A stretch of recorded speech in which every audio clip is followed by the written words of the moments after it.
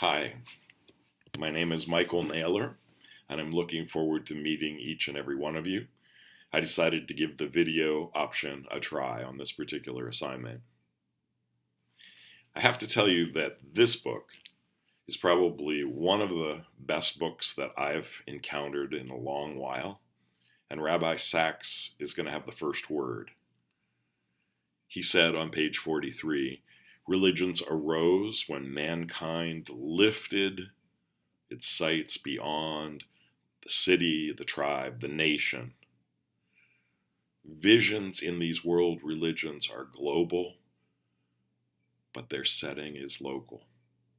The question is, are religions ready for the greatest challenge that they've ever faced? Namely, a world in which conflict at a local level can have global repercussions. Early in my class last year called God Talk, we spoke about the idea that who you have relations with, who you are seated across from at a table at dinner, who you share the Eucharist with, determines a lot about your ideas about, in this case, the racial question. There's a power in that sharing, but there's a nagging issue in all of that.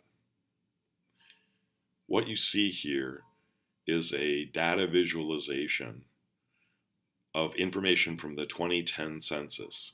Each of the points on this map is one of the 300 million Americans, and it's coded by race.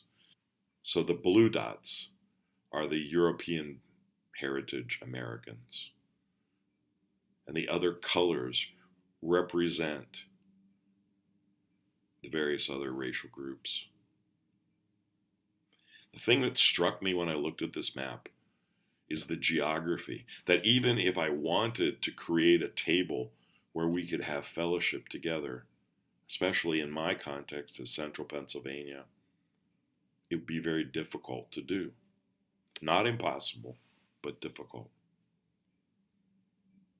So in the material, which inspires me, which I think is incredibly put together, there's an argument made that urbanization and the increase in digital technologies have put us all into contact with this interfaith environment.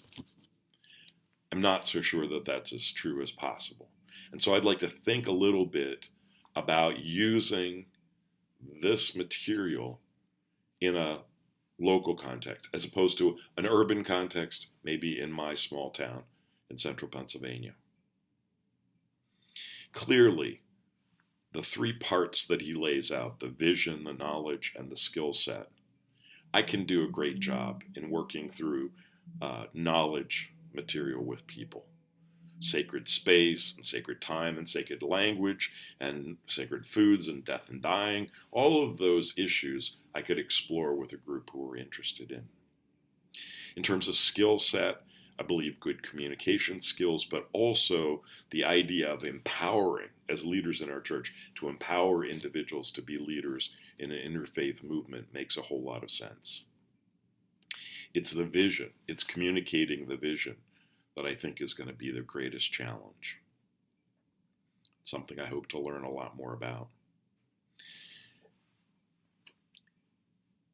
In creating a space for interfaith work, I really believe that those 5 civic goods of plurality make a whole lot of sense and something we need a lot more of. For example, the material on social capital is so important. The bowling alone book, the idea that same number of people are bowling as used to, but they bowl on their own as opposed to bowling in leagues. The fall of interaction between people is huge, and I think interfaith is an avenue to go in that direction. If we go back to the out of many one, or as Rabbi Sachs may have said it, we recognize that God didn't create uniformity. God created diversity. And this material, it seems to me, could be used in a small town situation, in a lack of diversity situation. But I think we need to be sensitive to the context in which it would be used and not just necessarily assume that the vision is there. I'm going to leave you with one item of disillusionment and one item of hope. I've been working with our United Way for the last 5 years on their diversity and inclusion impact council. And during the last 6 months, we flailed around with the idea of how do you bring these issues to the fore. So we held 2 public meetings, one with an imam from a regional Islamic center and his wife, and one with a group of LGBTQ people. There are about 12 people on the council. The attendance both nights was about 12 people. So implanting the vision, it seems to me, is huge in a community like mine. And then on the other side, the hopeful side, if you saw this week on C-SPAN, there was a caller from North Carolina who said, I'm a white male, I'm an older white male, I'm prejudiced. What do I do about it? And there's a wonderful answer that the woman who was responding to the question gave. If you haven't seen it, I'll link it down here, right down here at the bottom, so that you can check it out. It's worth a minute or 2 of your time to hear what she says about the potential for good. So, Interfaith Curriculum, great stuff. Pay attention, please, to the local context that it's used in. I look forward to working with you all.